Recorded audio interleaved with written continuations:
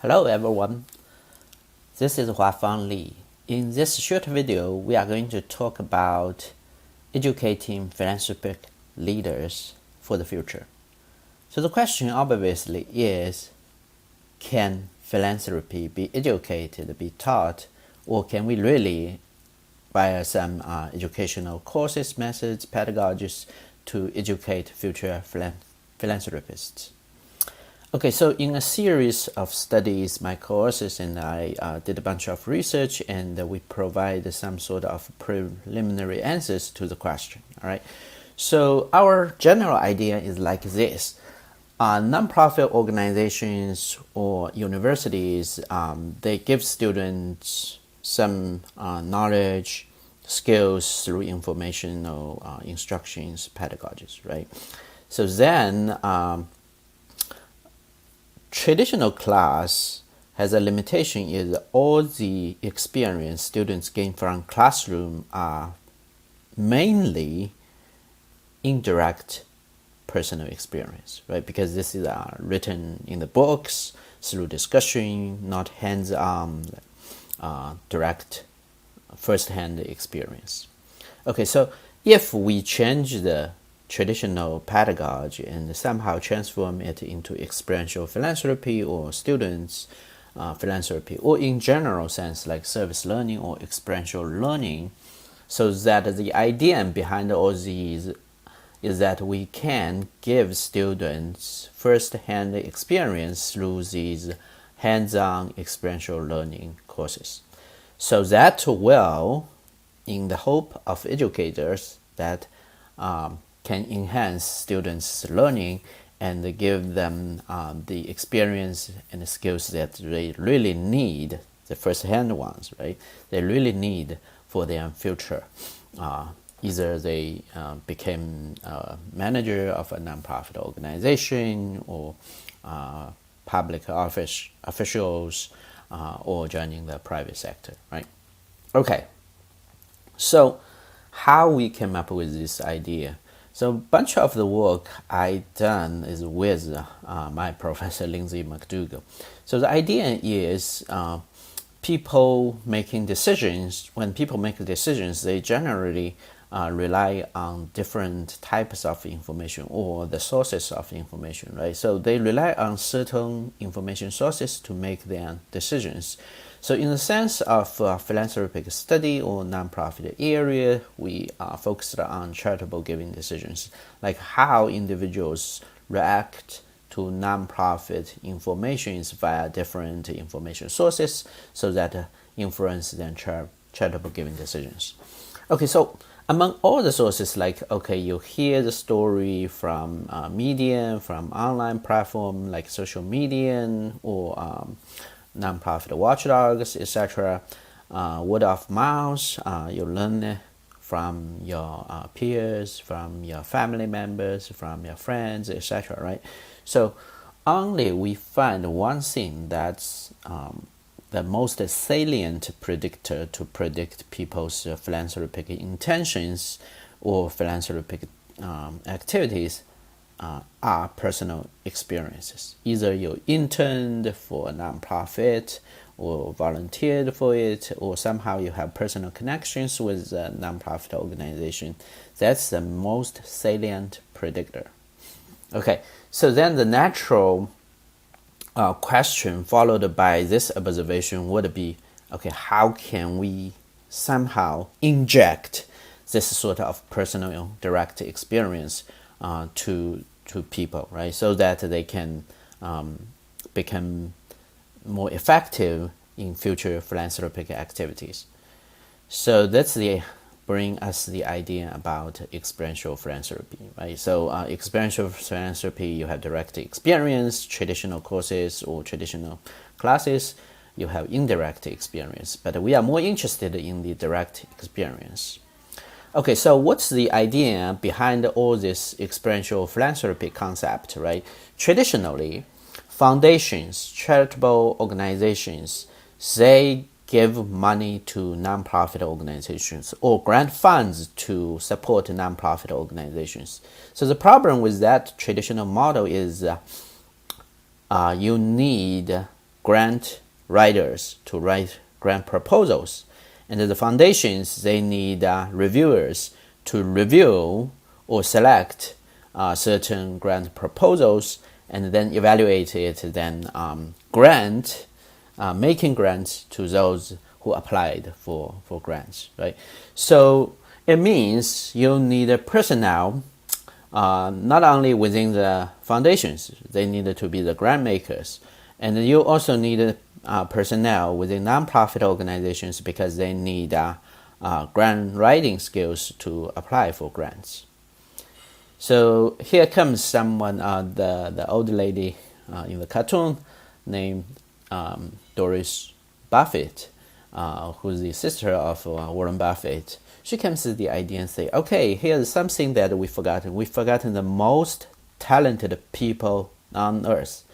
These are college students, right? So how about we grant money to the students and ask students to evaluate, contact the nonprofit organizations, figure out their needs, learn the community they are working on, figure out the most urgent needs, and how nonprofit organizations can help address these needs.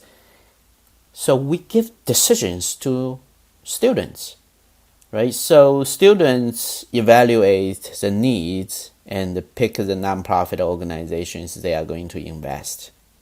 All right. So what's good for this model?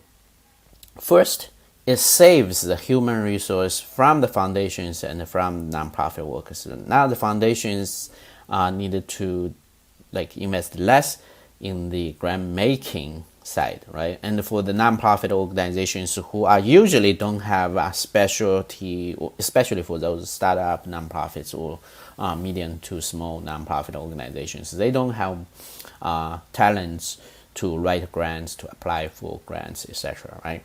So students can save the human resource costs, all right, because they are talented people, right? Okay, what's good for the students then? Now, in the hope of experiential philanthropy, now students they are going to invest real money to real nonprofit organizations. So hopefully, through the whole process, they can actually learn better than a traditional experiential philanthropy course, right? So this is our hope. So we call this learning by giving model. Okay, so is this why this is a possible way, or anyhow, according to our research, is a promising way?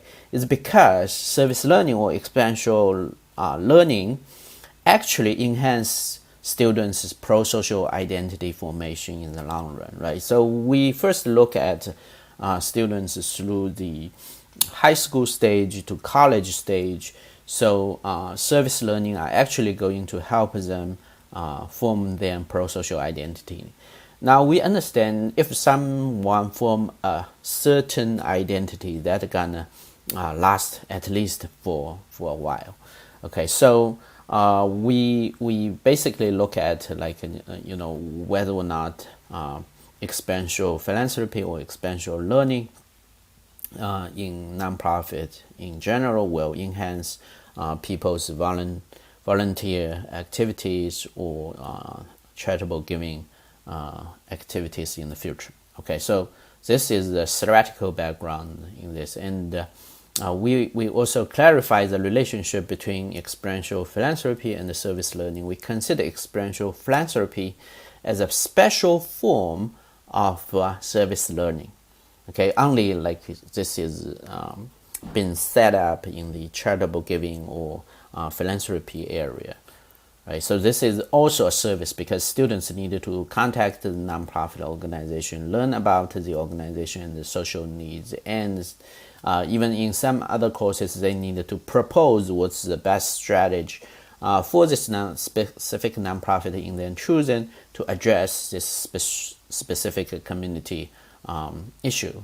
Right, so the idea is students are going to really devote themselves for certain activities which are hands-on, right? So they really need to provide some service, not only to them, like, to the course, to in general, but also provide certain services to the nonprofit organizations in their children, right?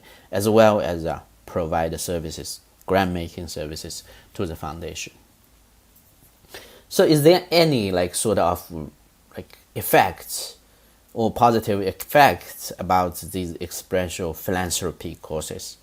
And we did the first study, empirical ones, in 2017, and we used the Northern Kentucky University data, and we find after taking an experiential philanthropy course, students are more likely to volunteer and donate in the future, right? Which somehow prove then the connection between experiential philanthropy course and students' future philanthropic intentions.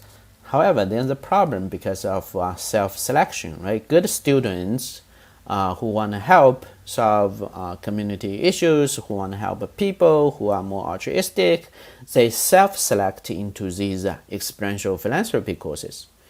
So is the relationship really causal, or is just because of the natural growth of a good people? Okay, so we then look at students in their own words, their responses to open-ended questions we set out in the survey, and we learned that in their own words, students actually expressed what they learned from the course. So partially address the causal identification issues, right? We now understand in students' own words, they actually learned something from experiential philanthropy courses. Okay, so this is good, this is promising, but will it work in another country which might have very distinctive philanthropic culture, right? It's totally different from the United States. So then we look at the external validity of experiential philanthropy in China, because we think China has a very unique and distinct philanthropic culture, which totally differs from in the United States.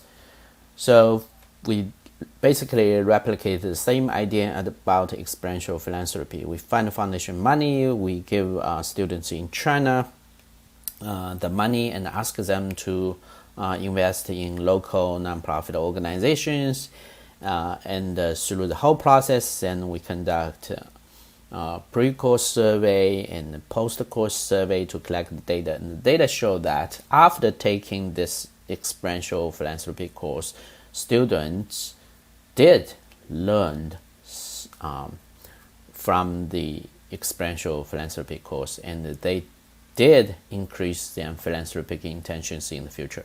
So we would say, at least in the short term, right? This is because of before the course and after the course, we learned that students actually increased their philanthropic intentions in the future. Okay, not only in the survey responses, but also in their responses to open-ended questions. In their own words, they actually learned something. Okay, then the one more question we need to answer, right? Are there any long-term effects? Will this short-term gains last for long? So we this time we used students, participants from Rutgers, New York, and another university in China, and we combined the data together and follow them after graduation. Right. So then we conduct another survey after several years of their graduation, try to see whether or not there are actually long-term effects of experiential philanthropy courses. And surprisingly, in the long run, basically there's no effects of experiential philanthropy, and if there's any, that might be actually negative. It's a downward. So the idea is, okay, we have short-term gains, but that positive gain doesn't sustain in the long run. So the implication for experiential philanthropy course might be, okay, because doing good for the society need practice. Okay, so short term you practice through experiential philanthropy courses. You actually need to practice them over a long period so you can sustain the positive effects. So which makes sense because doing good for the society is very complicated, and you might need constant reminder, and you also need your knowledge and the skill to be updated over the time. Okay, so that's why in the long run, you also need to practice this. So that's why we say, okay, this is a learning for lives of giving. Okay, so in summary, experiential philanthropy in the short term is very promising. It's not only been effective in the United States, but also in China. However, in the long run, these short-term gains may disappear. So what we learned from experiential philanthropy pedagogy is that we need to constantly educate students so that they can be future philanthropic leaders. All right, thank you very much.